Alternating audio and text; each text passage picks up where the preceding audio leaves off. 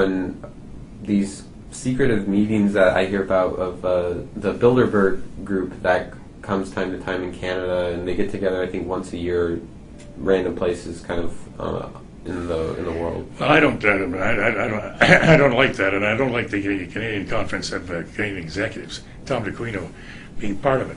I mean, they meet in Banff and behind closed doors to sell out Canadian sovereignty by saying, Canadian business is for sale. I don't know why these people, why they're meeting in the first place. You can't tell me, they can't. Nobody can tell us why. Maybe they're talking about wallpapering the walls. Who knows, right?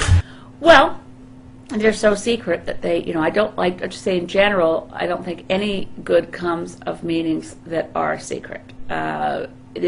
Democracy really thrives in sunshine, and things that are anti-democratic do best under rocks, right? So if you keep things out of the public eye and they're not accountable, that's concerning. Obviously, if you're negotiating a peace agreement, the doors are shut till you come out. I mean, that's a good thing. But generally, people know what's going on. These meetings are so secretive that nobody knows what's going on. And similarly, the Security and Prosperity Partnership meetings, where the only people allowed in the room are governments and business leaders. That's anti-democratic. I don't like things that are anti-democratic. Bilderberg meetings, have you heard of this? I've heard about them. I don't know what that is. I mean, I've secret society type meetings, and they discuss. I recall one being at a place where I went with a friend in Ottawa. I'm trying to think of the place. And it was a hotel outside of Ottawa. Right. Was that just 2 years ago? Yeah, it was actually. I was up there because one of my good friends was getting married.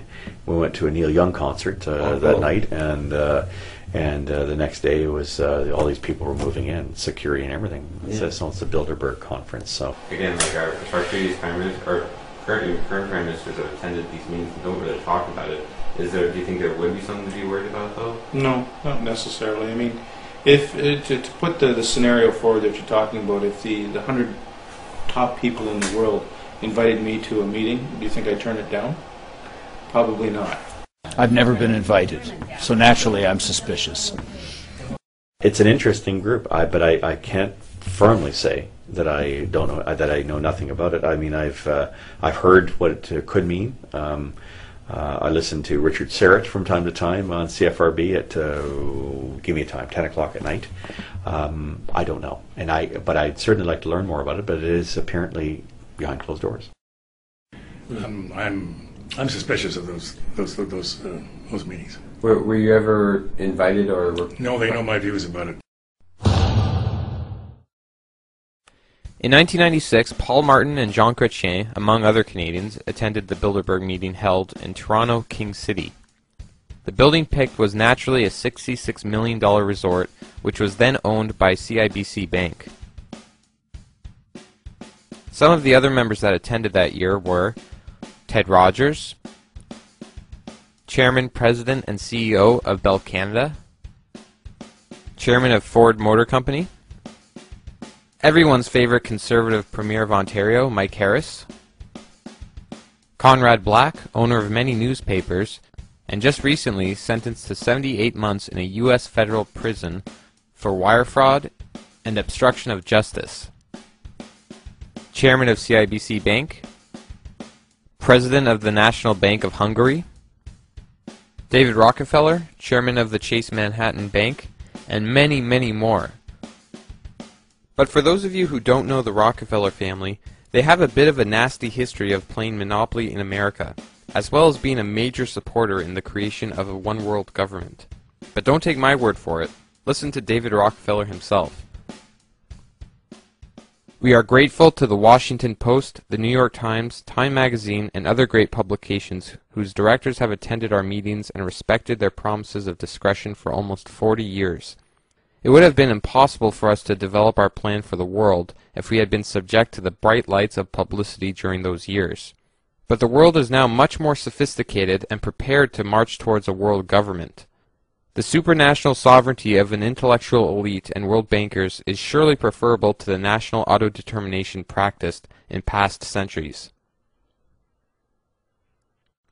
I wish I was making this stuff up, but if you open up page 405 in Rockefeller's own autobiography, he states that For more than a century, ideological extremists at either end of the political spectrum have seized upon well-publicized incidents such as my encounter with Castro to attack the Rockefeller family for the inordinate influence they claim we wield over American political and economic institutions.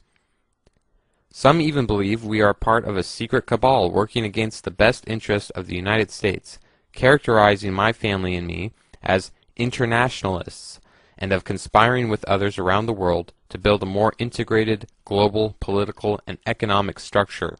One world, if you will. If that's the charge, I stand guilty, and I am proud of it. I bring this up because this man attends the same secret meetings all of our leading government officials do. Now those are the three issues that I'm working on. You may have others. Let's hear from them. You may not agree with me. Let's hear that. That's a lot more fun. And let's just talk about where we're going. Thank you very, very much.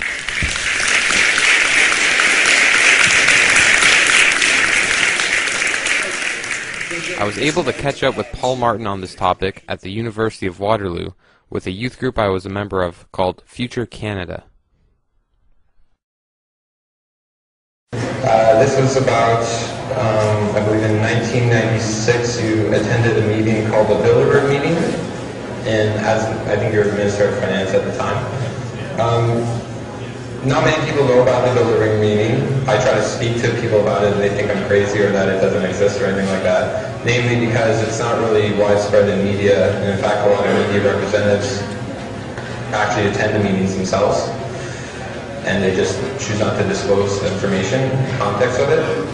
I'm just wondering, in 1996 when you attended, like just details, like I mean, if you could explain like who invited you, why did you go, what are your thoughts on it? Well, I can't remember who invited me, but I remember going once. The Bilderberg meeting is a meeting of very influential people around the world. Canada, at that point, was considered a third world basket case. We were in trouble under our eyeballs, and I had to go, I essentially went to farmers markets, went to them and say, look, we're getting our act together, and it worked. Okay, well, one of the members of the Bilderberg meeting actually, sorry? Are you not going to take questions from the floor? Okay,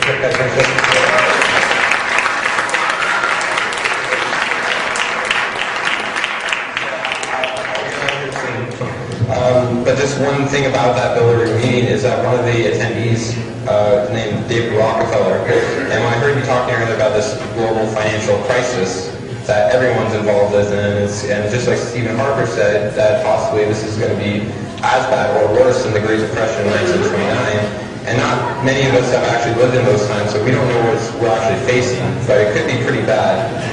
And one of the members of the Bilderberg meeting stated in the Bilderberg meeting that we are on the verge of a global transformation. All we need is the right major crisis, and the nations will accept the New World Order.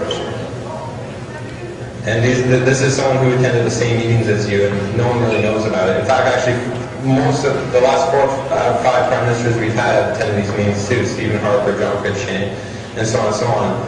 And I spoke to John Turner, a former prime minister as well, who didn't attend, and I asked him what he thought of it, and he said very specifically that it's basically a group of businessmen who get together behind closed doors and sell out Canadian sovereignty. He said he didn't like them at all, and he was very skeptic. Well, I may well be at the meeting that I went to. I can't remember if David Rockefeller was there. There was no question of Canadian sovereignty.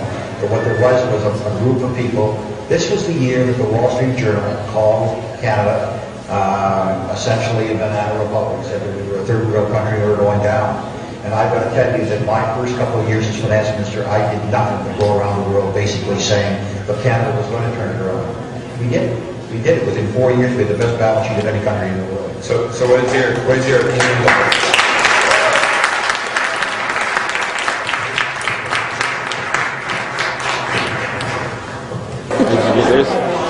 It was really good. It was really good stuff. Yeah. I don't know if the system did he come over? And he told me to because I don't know what it was. He just said that I could ask no more questions. Yeah. Again, that's what his chief of staff did. Really? Yeah. That's what I thought. Yeah, I think it was felt there was a little bit of an attack on him, to be honest. Yeah. And so he said, if he's going to ask any more questions, that he would just have the smart leave. Okay, if you're an RCMP officer, could you care to explain why Canadian tax dollars are going to protect this guy instead of putting him behind bars? He's conspiring with international bankers in secret who openly talk about world domination via major world crises, on top of participating in the largest theft ever committed in our country's history. And when confronted about all of this, he acts like a child and has his chief of staff remove my microphone. Is this any way for a Prime Minister of Canada to act? Surely this is newsworthy. Good thing CTV was there to catch the footage. University of Waterloo, an unusual send-off. While most students kick off Reading Week with a party, a large crowd gathered to get a chance to talk with former Prime Minister Paul Martin. CTV's Nicole Lampa is here with this story. Nicole, what did they discuss? Kyle, given that Martin was a former finance minister, the economy was the key discussion. Every country is focusing on what can they do in order to stimulate their national economies. A worldwide problem is being felt by these students. What can we as the West? Matthew Castle asks a former prime minister and finance minister how to survive the economic downturn, not just as a student, but also as a future leader. As a young person, I'm going to be inheriting this economy. I'm going to be inheriting the budget deficit that Stephen Harper's now racking up. And I think it's important for me to be informed so that I can make good choices and make good decisions. When you have someone that has done it in the past and effected change, you know, be it whether you agreed with the way he did it or not, it really inspires you to do something. Others feel the same way. It's just interesting to hear someone of this caliber speak on these kinds of issues. He can tell us a lot about what's going on. He has a ton of perspective. He was a fantastic politician. In my experience is that you can't judge these crises, and they are normally worse, which is why you've got to keep as a country, keep your balance sheet in surplus, and you got to make sure you have the room to maneuver. The economy wasn't the only topic. Martin also talked about Canada's treatment of Aboriginals, our role in Africa, and Afghanistan. For Matthew, these are issues he doesn't mind tackling. I think when times are tough, that's when you're most needed. And if I would have something to contribute, I'd be more than happy to do it. Now the talk was put on by UW's Federation of Students and a Canadian youth group. This is one of the most disgraceful pieces of journalism I've probably ever seen. Nicole Lampa refused to talk to me on camera, and later after watching the program she put together, I asked her why she didn't at least give the name of my youth group who arranged the whole event in the first place. She told me she was under the impression that my youth group's name was A Canadian Youth Group, and then quickly hung up the phone. In fact, the most coverage that my cause had received from the whole event was published in the local Waterloo paper called The Record, where it was written that, and of course there was that one passionately idealistic student who grilled Martin relentlessly until the microphone practically had to be wrestled from his hands. By the way, I'm not a student at the University of Waterloo. I can't afford it. But again, poor journalism. So here we have the guy who writes the laws, and one of the guys who abuses the laws, which is bankrupting the entire country, getting together in his $66 million private resort, in secret, along with other bankers who admit major crises are used to form a one-world government, ruled by bankers and elitists. You see, Paul Martin doesn't care if he helps bankrupt the people of Canada, because he's already made his millions from the guy who practically made him Prime Minister. But instead of exposing this, these two news agencies did the opposite and made Paul Martin look more like a saint. This is the opposite of information. Misinformation. So now do you see why the owners of the media attend these secret meetings as well?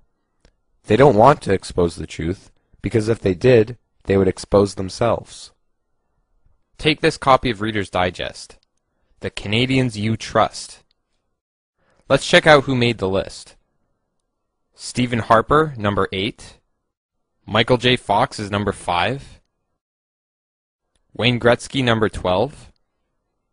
Queen of England is number 2. She's not even Canadian.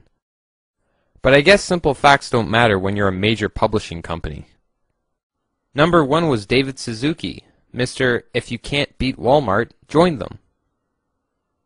Bob Ray is number 29. Shania Twain, 30? Don Cherry is number 14? What's going on here?